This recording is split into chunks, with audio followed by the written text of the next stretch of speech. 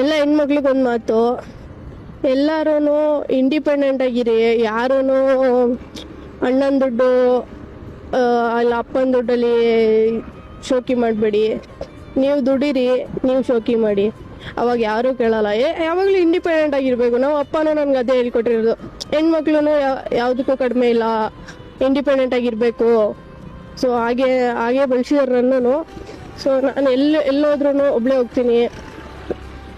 ನಮ್ಮ ಮನೇಲಿ ಯಾವ ಪ್ಲೇಸ್ಗೆ ಹೋದ್ರೂ ಹೋಗ್ಬೇಡ ಅಂತ ಇದುವರೆಗೂ ಹೇಳಿಲ್ಲ. ಏನಾದರೂ ಮಾಡ್ತೀನಿ ಅಂದರೆ ಸರಿ ಮಾಡು ಅಂತಲೇ ಹೇಳ್ಕೊಂಬಂದಿದ್ದಾರೆ. ಸೊ ನೀವು ಈಗ ನಮ್ಮ ಅಪ್ಪಂಗೆ ಏನೋ ಕೊಡ್ಸೋದಿರ್ಬೋದು, ನಿಮ್ಮ ದುಡ್ಡಲ್ಲಿ ಕೊಡಿಸಿ. ಮುಂಚೆ ಎಲ್ಲ ಅವ್ರು ಕೊಡ್ಸಿದಾರಲ್ವ ಚಿಕ್ಕದ್ರಲ್ಲಿ, ಸಾಕು. ಈಗ ನಿಮ್ಮ ಹತ್ರ ಪಾಕೆಟ್ ಮನಿ ಇದೆಯಾ? ನೀವು ಕೆಲ್ಸಕ್ಕೆ ಹೋಗೇ ಕೊಡ್ಸಿ ಅಂತ ಹೇಳ್ತಾ ಇಲ್ಲ.